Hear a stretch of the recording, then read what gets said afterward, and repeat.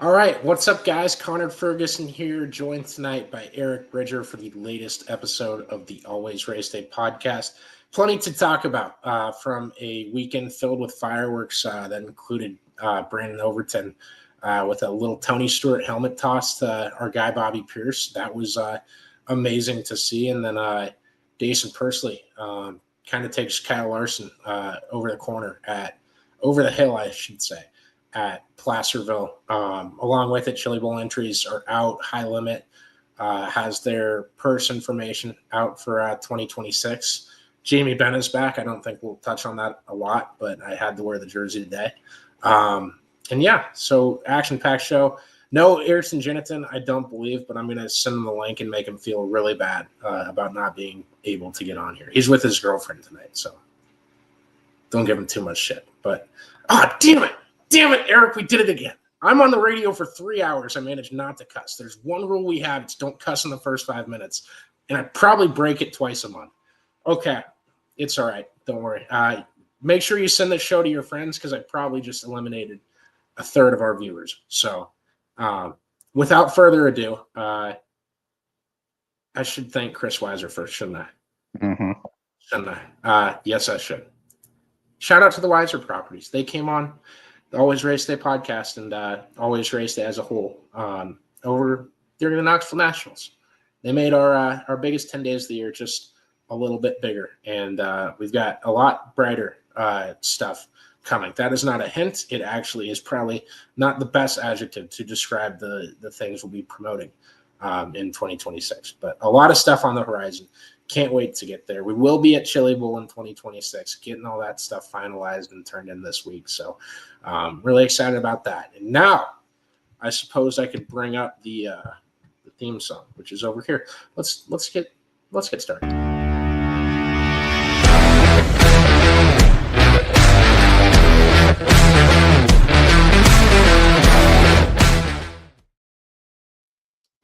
All right, Eric, how we doing, man? Illini number 21 tonight. Yeah, another back-to-back weekends of a pretty nonchalant football competition. So I'll take those because 2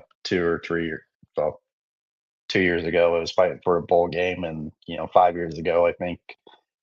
Let's see, what year was that? Probably 7 years ago was a 63-0 shellacking from Iowa and Illinois. So it's definitely better times on the football forefront, and basketball is got a big game tomorrow night, so we'll see how that goes. But just Bears are 7-3, beat Connor's Vikings, so nothing. I can't. I don't think I have any complaints on the football side this week. So it's you and Pierce, man. All right.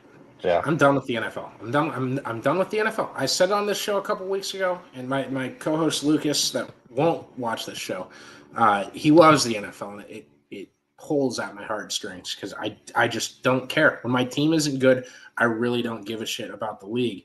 And he asked a question today, like, what are we going to do in May when we're craving the NFL? And I'm like, I'm head up to my water up to my neck with sprint car stuff. And if I need football, I go watch the Barnstormers. They support sprint car racing too.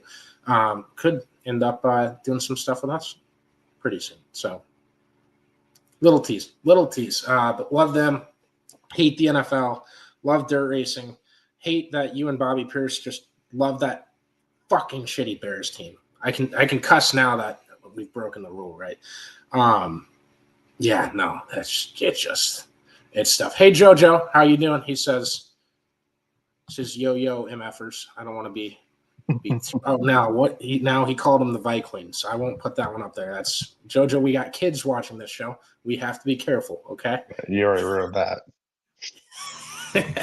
The Vikings are never good. Yeah, no, it's the Vikings are the closest I've ever seen them to being in a spot where I'm wholeheartedly choosing to cheer for them to lose every game the rest of the year. And I think I'm there. Kevin O'Connell's too good of a coach to really do that on purpose, so the GM needs to sabotage. That's what needs to happen here. We need to get all these white guys are scared shitless that Cam Scattaboo's at a WWE event. We need to get all our players over to SmackDown and make sure they get injured on Friday night. Let's start getting it there. Justin Jefferson, Go get your ass beat by well, Cena won't be there. Cody Rhodes, LA Knight, one of those two. That'd be entertaining to watch. I'd pay to watch that, wouldn't you, Eric? Sure. Yeah. Eric is completely lost on this. All right, let's get into all the fun stuff. And we're going to start in late model land. Did you see Sonoya at all over the weekend, Eric? Did you get a chance to watch this? I saw a race car stop and got a spot back, so that goes against like every dirt track rule there is in the country. But So this happened twice. Yeah. And there's two different rules I want to talk about here. So the first being on Jonathan Davenport stopped to avoid Tyler Millwood, who got in a wreck with Zach Mitchell. But he made contact with him, trying to stop and avoid him. What were your thoughts on him getting his spot back in a race where it's also, one of the two big name guys that are fighting for a championship that weekend? A season long championship, I might add. Yeah, I mean, if you spin out to avoid a wreck, if it's in the rules, I guess that's an exception to get your spot back. But I don't know. I don't like it because it promotes a gray area. Like, what is your quote unquote wet wreck avoidance skills? I think the simplest thing is if you stop on the racetrack, you go to the back. I think that's pretty simple and cut and clear, unless it's like intentionally done by somebody or something is done because of it. I mean, obviously you take out your safety features if your race receiver isn't working or if your quote unquote your seatbelts become loose because you have a bad start in your heat race or something like that. But it just leaves too much of a gray area, and usually it happens on a weekend like this when you have someone that's racing for a championship or someone's leading, and it just because causes chaos and causes issues. Okay, I'm just on the opposite side of it, but it's not for the same reasons that you laid out. I think if you stop to avoid a wrecked car and you don't have damage and can go on, I think you should absolutely get your spot back. In the word of, I guess, in the reasoning of promoting safety, I think if there's a crash on track, I don't want to incentivize guys to try and avoid it without stopping, just for the sake of it. I think it's quite stupid. I think it was Turkey Night Grand Prix last year, and Ryan Timms came to a stop. If my fist is the car that he hit and my hand is the nose of the car that he ran into, and Ryan listens to a lot of these shows too, Eric. So if you're against this, he's going to find out. And that was about how hard he hit the car in front of him. It was like a little nudge. And they said he was involved in the wreck and as the leader of the race had to go to the back of the field. And it was the biggest joke I've ever seen in my life. It was the last dirt race of the season. My dad and I were sitting there like, this is fucking stupid. We watched another 60 laps, I think, and we were just sitting there thinking about that call. And I ripped USAC the next episode. And I could give two shits what USAC thinks of that. I think it's fucking dumb that we incentivize guys to not stop because there's a wreck on the track and they don't want to get sent to the back. Yeah, I guess. I mean, if you want to, oh no, you're good. You should just.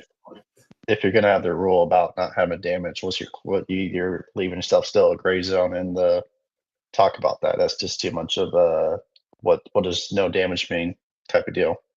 Yeah, and I agree with not having the gray zone part of the rule there.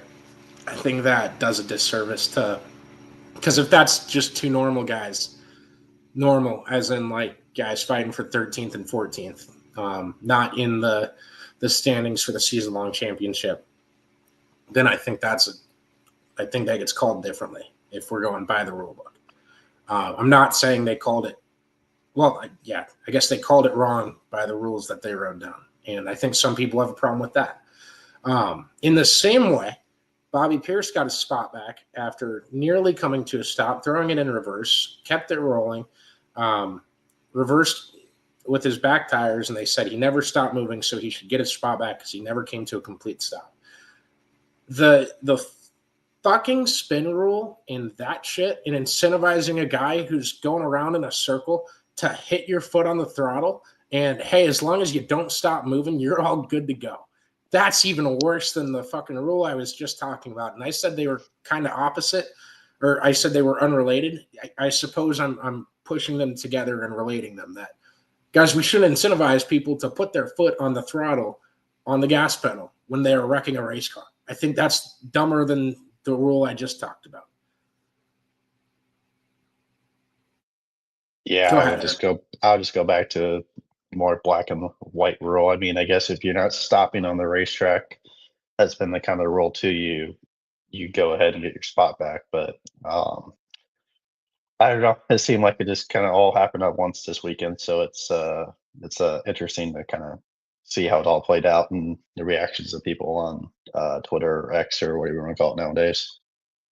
Yeah, and it obviously it is not it's the normal, like, hey, we have a big race. What are we going to complain about?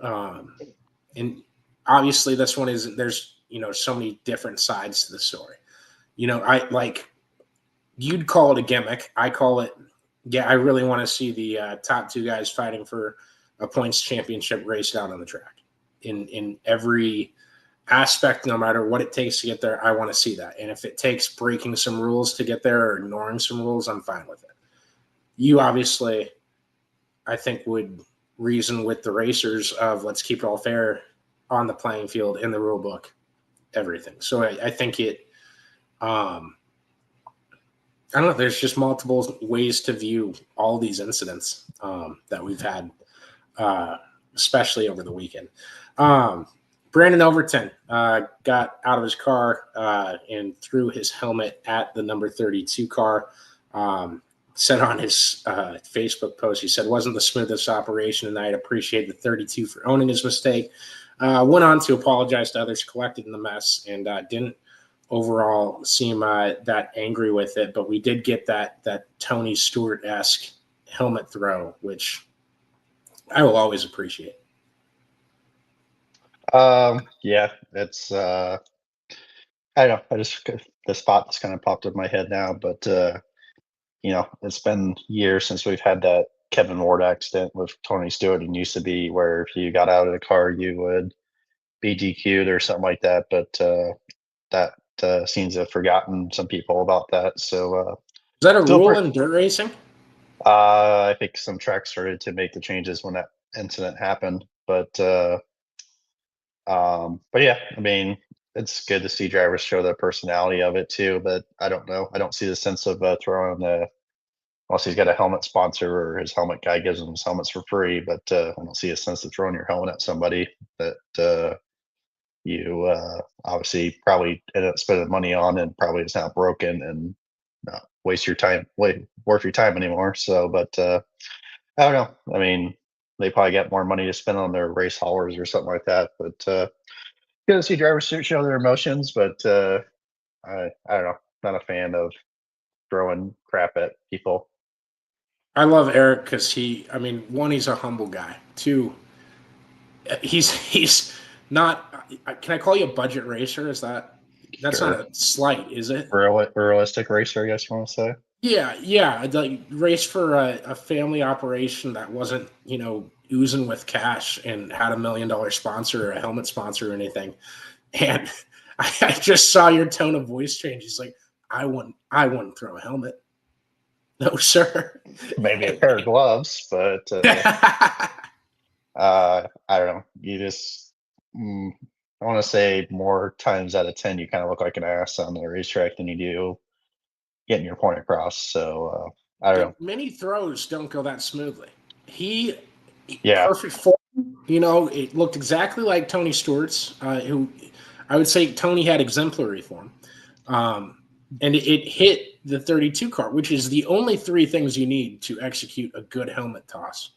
The crew guy that I don't want to say it's an Overton crew guy.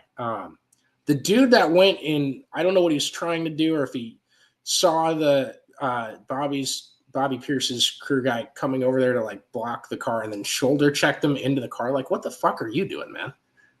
Yeah, Are you mad at the guy or are you trying to hit the car? Do one or the other. Don't really get that whole scuffle thing because someone got pushed either. into Bobby's car, and that was kind of after the helmet throw and him going to speak his mind. I think that's what he should have done instead of throwing his helmet. He should just went up there and speak his mind and begin with. I mean, he would have probably had better success doing that. But I'm surprised they let him get as close as he did to the driver. Usually, you get a crew member or somebody that wants to get all puffy puffy and go back to their glory days of fighting. But yeah, I didn't really get the whole altercation thing. I'm guessing something was probably said and someone got their feelings hurt or their ego hurt and decided they wanted to shove somebody into a race car, which is also a stupid thing to do. Yeah, it was really, I mean, that's dumber than anything else that happened there, or probably anything else that you can do in that situation. Like, I'm all for a good hockey fight. Typically, when we're seeing a fight in the dirt pits, it doesn't have the characteristics of a hockey fight, which the main one being both guys should probably have their helmets off and it should be one-on-one. And that typically, I think you guys, every fight we've seen the last few years has not been those two things. So, yeah, no, as cool as the one-on-one on the tracks are, like, that's fun. But I don't expect Bobby to pull over and get out of his car and start fighting Overton at the top of the hill, just like Pursley didn't get out of his. What's the rule? I think it is don't get out of your car or something like that. I can't remember what it is. Somebody comes up. If someone comes up to you, don't get out of your car? Yeah, something like that. I remember hearing it in the movie or something like that. It's probably not true. It's probably just some yeah, it led to CJ Leary like kangaroo kicking a guy. Or was he the one getting kicked? I think he was one getting kicked while he was sitting in his. I don't know. I think you're correct. I think either he was the one doing the kicking or he was getting kicked. I can't remember. He was involved. He was involved somehow. Yeah, the guy. I don't know. I mean, you're in the full. This is the funny part too, because I've talked to some drivers, and I won't name them because, I mean, the whole conversation was about how they didn't want this to define them or people to remember them for this. And I'm like, dude, no one will remember this a month from now. And you didn't do anything wrong. Like, yeah, hey, there's that rumor going around that you did this to the guy. I would just get it out there that you didn't do that to him. I would reply to these comments and say, I did not do that to him. If I say any of the details, people are going to immediately know who it is. That's why I'm being very vague about that. But it's like we don't even remember if CJ Leary was getting the drop kick thrown at him or if it was vice versa. Like, that's, I mean, short memories. And, you know, I've been hit in the head too many times playing hockey, but. Well, who finished second at the Knoxville Nationals this year? Say that one more time. I said, who finished second at the Knoxville Nationals this year? It wasn't CJ Leary. Was it Macedo? See, you don't remember. You know he won the Knoxville Nationals. Oh, I just asked you. You're supposed to tell him wrong. No, I'm just trying to prove your point. You said you don't remember. Hold on. Let's see. I'm just saying that you don't remember who finishes second in the race, but you always remember who finishes first. So I know the point that you're making. Except because I'm just trying to back up you're saying that you don't remember what the actions are. You just remember somebody getting kicked or what. Oh, it was Rico. God damn it. My bad, Rico. Sorry, buddy. Sorry, Weiser. I knew that because we were going to say, like, Weiser hopped on yesterday, the day before of Rico's second place finish. I was like, man, if he wins nationals with Weiser sponsoring ARD for one day, it's going to be pretty funny. We're never that lucky for anybody, especially you, Eric. Gosh, we put that sticker on it. It took you a while. It took you till I wasn't there. Yeah. All right, let's go to the USAC Midget Tour, who typically dominates November, and it's a real, like, you know, it feels like, okay, midget season's finally taking off, and for whatever reason this year, it's felt like it's gotten glossed over a little bit. It doesn't feel as big, and the races are being rained out like daily almost. But over the weekend on Saturday at Placerville, and I apologize too. Someone asked me why I wasn't on it with the with our Twitter account Saturday night, where I was watching stuff with my buddies. I was not able to get a great reception, so I did not see either Larson's incident with Pursley or the Overton helmet throw until about 12:30, 1 o'clock in the morning. And I was not going to repost it like late at night. So I think we got it up there Sunday, but apologies to that. I did not want to give my commentary on it, especially that late into the evening. But Dason Pursley gets into Kyle Larson at Placerville before he went on to win the race. Larson gave him a couple of claps and 2 thumbs up as he went by on the pace lap. Pursley ended up going on to win that race with a broken right rear shock. There's a ton of boos in the crowd after the race, obviously being over there in Larson land.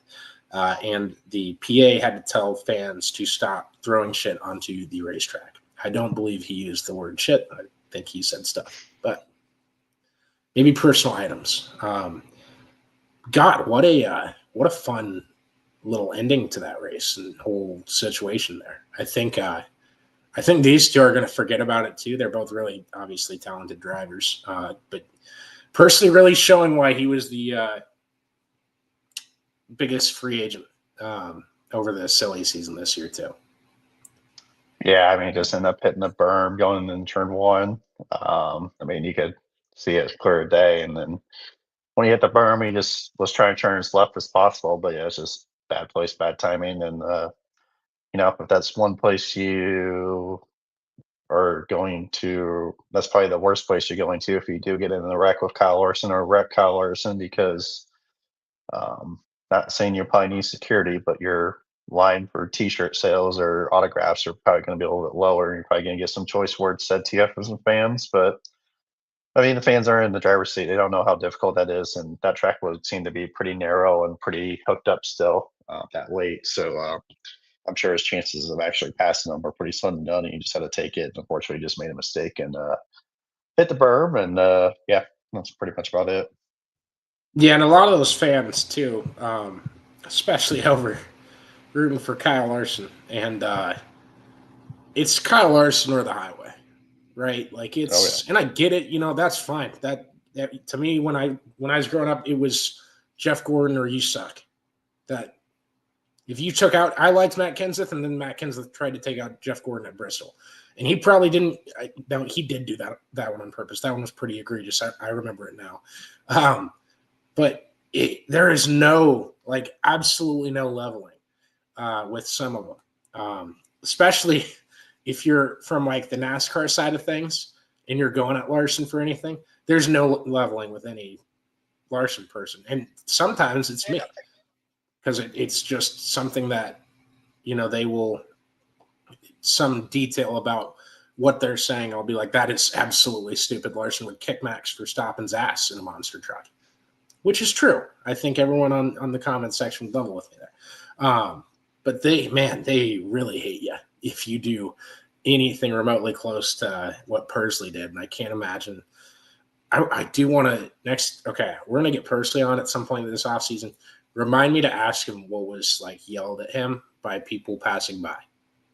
Those are the toughest dudes, whether you're at a fraternity house or at the track. Those are the toughest dudes in the world. The guys that yell at you while they're walking in an opposite direction. I think he just he kind of got to tone it out, but I agree with that to an extent, but I want to hear the quotes. I think the California video Facebook page or whatever it is, I think they had a pretty good video of him in victory lane, and you can hear a lot of boos and a lot of things said at him, so you're probably going to hear it all. You got to start sending this stuff to me when you see it. All right, we'll text more, Eric. I'll make a note of that just to text you more. Sounds good. No problem. Have you ever had anything close to that happening? Any time that you've been seen as an ugly racer? So I ask Eric a question like this almost every week. And there's a lot of times where it's like, no, not even close. I've never pissed anybody off in my life. That's my answer that I'm going to guess. At least like pre-2020. Yeah, I mean, I'm sure there's been people that I've done a couple of things that I wish I would have taken back, but and there's some mistakes. I mean, that you make them and you in just bad timing type of deals, but that happens sometimes. But uh, nothing to where you have fans come up to you and say things to you. But I'm sure there's, yeah. I mean, you like people, or you don't like people sometimes, and just part of it. But I don't know. It happens. So. Would you agree that a USAC midget is pretty close to the cars they race at English Creek? Like as The far L1 as the carts? racing, No, just as a transition for me to ask, what's the craziest thing you've heard at English Creek? like as That way, it like doesn't. I figured out how to ask you these questions. If I can make it not involve you, then I absolve you from ever having any personal ramifications.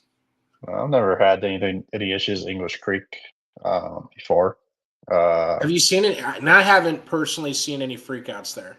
I've heard a couple stories, but nothing. More I don't think probably anything like Dance Moms-esque, nothing insane like that. So I did want probably to ask more because probably more like dads yelling at each other or something like that. Mostly, usually that's what happens when you and when I say Dance race Moms-esque, I go-karts. just mean like the intensity, I should say. Not that it would be the moms fighting. It's probably more of just like the MFers throwing at each other or something like that. Just dads getting into it over sons racing or something like that. I'm sure probably with the English Creek Tech seems to be kind of a big thing for some classes. So I'm sure there's probably been some people throw money at having go-karts tore down over, teching or something like that. So tire prep and all that. Cause I don't think you're supposed to do tire prep at English Creek, but yeah, I'm sure probably something like that. So That has never stopped anybody. I did forget to say this. Pursley said after that race that he was going to go down and talk to Larson and go take his ass chewing. So I thought that was rather funny. Okay, 2 nights of USAC midget action this week in what is being called the Chase Johnson Classic. I'm really intrigued by this. Chase is a good friend of mine. And every time I've interviewed him, he's been just phenomenal to talk to. And we've sat there and talked for 30 minutes, an hour, just about racing and in different things that, we're going around at the moment and or at the time, and we're going to happen in the recent times. So part of this is going to be at Merced Speedway on Friday and Saturday. Part of this and the whole purse is on our Twitter page right now. It says most entertaining entrance for qualifying gets $2,400 of bonus money. And I've not seen anything like this ever. Eric, have you seen anything like this? What do you think it is? I don't think I've ever seen that before, especially bonuses for qualifying or something like that. So, I mean, more money into sports never a bad thing to have. So, but I agree. I need to know what these qualifying entrances are. I'm going to have to make sure that I have the stream up. We're actually setting up Christmas lights at my dad's place on Friday. We're going to have to make sure the stream is up before hot laps are over. Yeah. There's no room for error at this point. Making it tune in. I'll be tuned in for sure. If it's a Chase Johnson Classic, fuck yeah. It's, you know what, also, like I'd make the joke that I'm getting old all the time. It's so much different when you've talked to the person that the race is named after. And I know exactly who Chase is. I know his story. I know how respected he is in dirt racing. And it has so much more of an impact on me and like my want to go watch this race than. And I'm losing a bunch of history. I actually have a book with this guy's name mentioned on it right there. It's the only book I'm in the middle of reading, and I've been in the middle of reading it for 4.5 years now. But like the Bettenhausen 100, I don't know who he is. I don't know nearly enough about the guy. but I know Chase Johnson, and it completely changes it for me. It's like I want to go watch that race. So that's a young guy thing for me. I'm not trying to. What's Bettenhausen's first name? Is it Gary? Tony. Tony, thank you. There's a lot of USAC history in that. It's called Indy Split, so it's a very interesting book. I'm not the type of ADHD that reads a lot in one sitting. I like reading different things over and over. But yeah, you get the point. I will be tuned in. I'm very interested to see. I'm hoping it's WWE entrances. I don't think it is though. I don't think you'll be getting that. Well, let me dream, okay? Just let me. We put a runway out there. We gave him song choice, whatever you want to do. But no, I'm really excited for that. I'm trying to see if there's anything else on here that sticks out. But a lot of cool awards on there. Like there's a highest finishing driver. Who uses a K1 race gear, gets a new gear bag for both the midgets and 360 sprint cars. New helmet and $1,000 to the top finishing double duty driver. Ton of cool things. And Brandon Overton, you could use one of those. Go out there and run a couple races this weekend if you're listening, Brandon. Sure. All right, let's the new high limit High Rollers Club and the Joker's Purse. I definitely butchered the Joker's part of that. That came out just after our show last week. I think the day after we did ours. Yeah. That came out on Thursday. So so if I'm reading this right, Rico Abreu, he picks up $425,000 this year, right, for winning the championship this year. And I can send you that graphic if you need it, Eric. No, fine. I've seen it. I don't think that's this year's payout, though. Is that next year's? I'm guessing it probably starts next year. I don't know. It wasn't stated. God, I had this. I might have to tell Glenn to hop on here. Glenn and I were breaking this down on the phone for an hour, and I didn't write down anything that I learned, which is a Connor issue. Typical. It is. Yeah, completely. Yeah, $425,000. No, yeah. I just don't know if we got paid out this year or not. I'm guessing this probably starts next year with the payout. Okay, so yeah, that's the payout they get for next season. Yeah, starting next season. They earned it this season. Yeah, they're earning rights for last year. So what is it? The ace in the hole is the 425. Yeah, ace is just first. Yeah, so then it goes down from there. I mean, we don't have to go through other cards, but yes. Yeah. It's just like you're playing blackjack at Vegas or whatever game you want to play. You don't. Yeah, and you didn't like. Glenn and I were talking about the cards on there. You don't even have to go through. It's just first, second, third. Yeah. All the way down. But till 10th. Yes.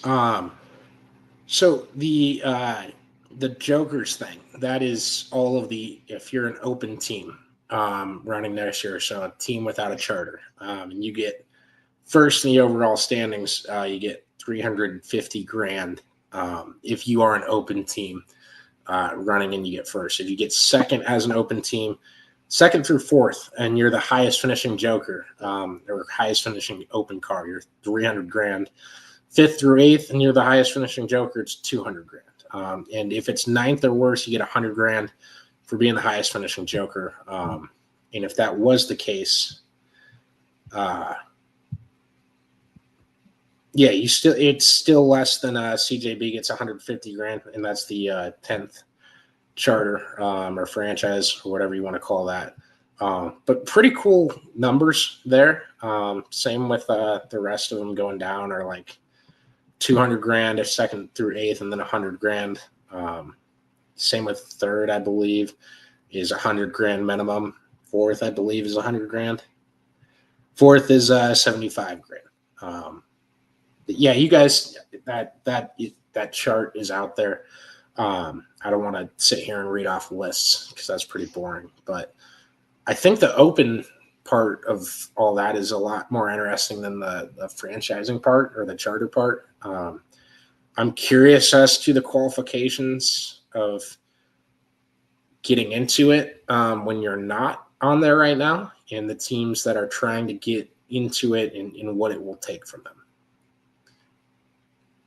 Yeah, definitely. If you've been racing high limit the last couple of years, you definitely have gotten this in if you're in the top 10 points based off your average finishes. So, which win the 2 years. So, if you're sitting in the top 5, top 10, I guess you want to go, if we can go that far back, you're sitting kind of pretty good with having a spot to race from. So, but yeah, this is something that's probably been in the works. I'm sure there's probably been 5 or 10 or 15 different variations and names called that. You heard it from charters to not charters to franchises to not franchises to now being the high rollers club. So yeah, it's if you want to get into this club, you definitely have to race the 2 years, because if you don't race the 2 years, then there's no sense into uh, you know, racing high limit for a full season besides the check that you get at the end of the year and race winnings. So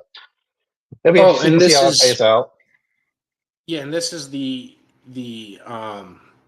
what you have to do to get into a charter position is maintaining perfect attendance for 2 seasons, and then either finishing in the top 3 in 1 season or finishing in the top 8 in 2 seasons in a row. Yeah. That's a hard thing to do, and a long ways from happening for some of these teams that weren't in the top 8 this year. And man, oh man, I mean, just does that feel at all like a slap in the face? Not to I mean, anyone specifically, but I mean to everyone.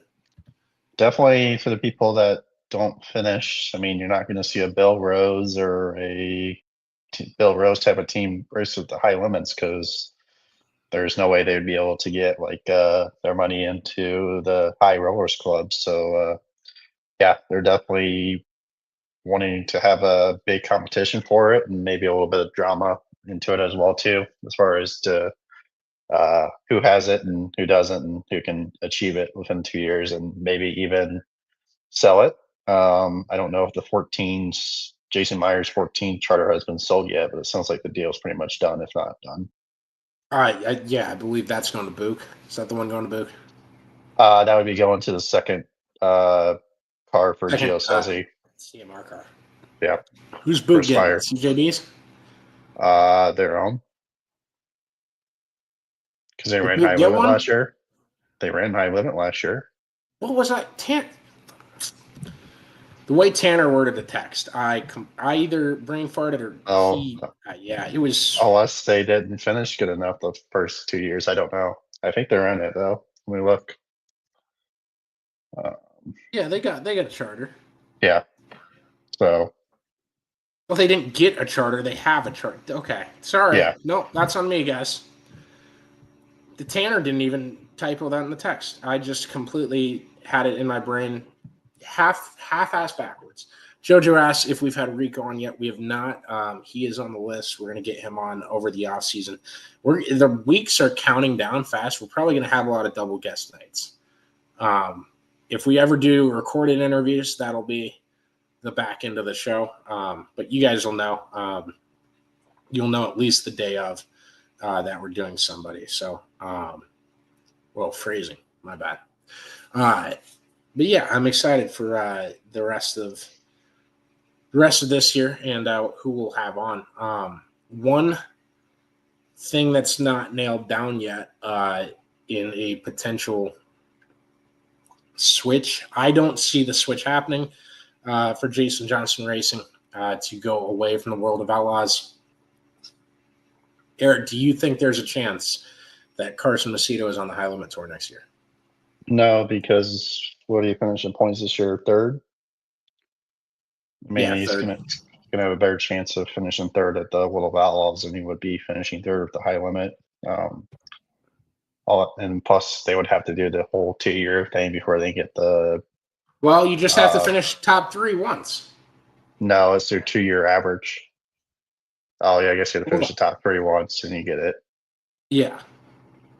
That'd be tough to do. You're banking on a lot of money to finish top 3 in the points. Not saying they can't do that, but you're taking a risk. I guess you're going to be taking a risk next year too, because you run like crap, and then you get an outlaw check that's half of what you just got this year. So, What's the outlaw check worth at the end of the year for third? I have no idea. Probably in the hundreds, probably. So if you were the highest finishing, if you were, so say they run third and well, they ran third in the outlaws. I don't know what that pays out this year or next season off the top of my head. I don't think it's out for next season. If you run third with high limit next year and finish behind 2 guys that have high limit charters, you take home $300,000 as long as you're the top finishing open charter guy. Yeah, now you're doing that with less money. That's different. I don't know if they're getting tow money or not. I'm guessing probably not. The Outlaws would give them tow money as well too. Yeah. So that's probably an extra. Let's see, if you race 70 times, say tow money is like $1,000, $70,000 probably around there. Probably give and take a little bit more. So still a little bit more, but I mean, with sponsorship money that comes in and all that stuff, and you're really, I mean, I don't know if you're going to make that move on. Well, all ball's not hurting for money, so you're probably fine there. Well, yeah, they're not going to lose I'm saying you're not going to make that move to get 25, 50 grand, 80 grand. If you have like 5 bad races, if you have 5 bad races to finish 5th, then you're going to run another year again of it to get it. Yeah, and then I mean, you're going to run. Out. You're still going to have open weekends with high limit. I don't know. I know. Jason Johnson has always been. Maybe All Ball wants to have a full-time high limit car instead of an outlaw car. I don't know, but I mean, he definitely sponsors Kyle Larson's nosebleed now. So I think he likes to sponsor cars that win. So we'll see. I'm with you there. Let's see here. I want to expect him on the podcast though. Alba or Carson Macedo? All. Okay. I have invited Macedo. Macedo doesn't text me back anymore. He probably blocked your number. Probably. I wouldn't be surprised. It's fine. I'm just asking questions, man. That's all. Hank you should Davis, ask him next time you're in Knoxville. Hey, man, you ever gonna fucking text me back? You ever gonna come on our damn show? Yeah. No, every time I've talked to Macedo, just a very, very nice human being. Way nicer than Cole, I might add. Night and day, man. I'm just throwing brothers underneath the bus. I'm trying to get them fighting with one another. Hank Davis headed to the 17 GP car that Tim Schaefer was in last year. I just wanted to make note of that. I don't believe he'll be in the Beaver, he will not be in the Beaver 12X next season. And then again, the worst kept secret in basketball. In racing, I literally just got a text about a basketball game going on, so I apologize with you guys. In racing, with Sheldon Hoddenshield's KCP racing deal set for next season, that they'll be going with the Outlaws Tour. They are not, that hasn't been announced yet, but Hodenshield will be, he has confirmed he'll be on the Outlaws Tour with Kyle Ripper as the crew chief.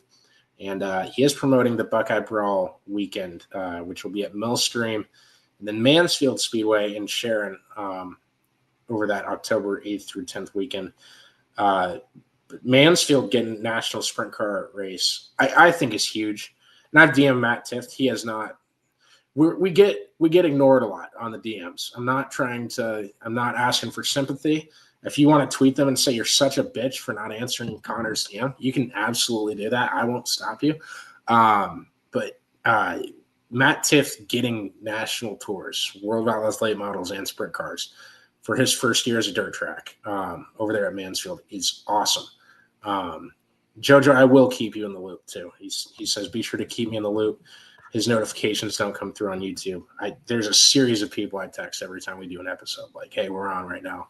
Here's your good friend. And if you want that from the Patreon group, I guess I'm just giving my number to everyone in the Patreon group. You just reach out to me on there. I definitely will give it to you.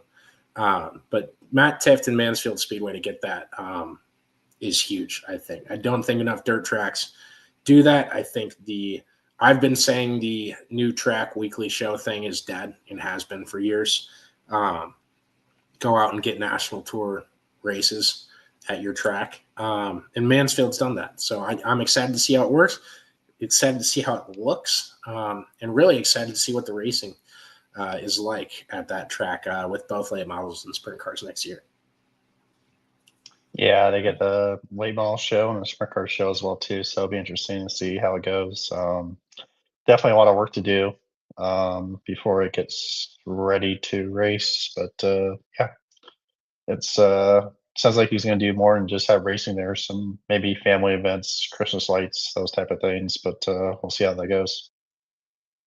It should be fun. Hopefully it goes. Hopefully it's I guess more interesting than they did tractors at Iowa Speedway and vintage tractors over there. And man, I like sprint car racing. I like events. I don't love the vintage tractor show coming to Iowa Speedway. Nothing that jumps off the page to me, but to each their own. Hopefully. Maybe I like vintage tractors, Connor. Hey, if you do, I'm not hating on you. Mm-hmm. We lost the damn IndyCar race, and we're getting vintage tractors over there. So I'm hating just to be hating right now. Anyways, thanks, y'all. Thank you to everybody for tuning in. If you're interested at all in advertising with Always Race Day, please reach out. We got already a couple of things coming in for 2026, and definitely places for you to advertise. And I promise you, it's the cheapest in the industry, and it's the cheapest outside the industry. Is that fair? Outside marketing-wise, that isn't just dirt racing or isn't just Des Moines, Iowa. We're very cheap. I'm trying to make money, but I'm not trying to break your pocket. So if you believe in us at all, if you like what we do, let me know. I'd love to work with you. And I think we got something really special here, especially for next season. Probably a double guest Tuesday coming up next week. I say double guest Tuesday as if we have a multi-day show, which we're going to have to expand the days we do this, Eric, if the guests keep canceling on us like the Power Ride Champion did tonight. Too big for our bridges. But we'll get to that when we get to it. So see you guys next Tuesday night. Eric, you got anything else to say? Oh, all good. Awesome. All right. I'll play the outro, and I'll try to time this out so it doesn't come back to our faces, but you might see us one more time. Anyways, enjoy your week, everybody. Thank you for listening.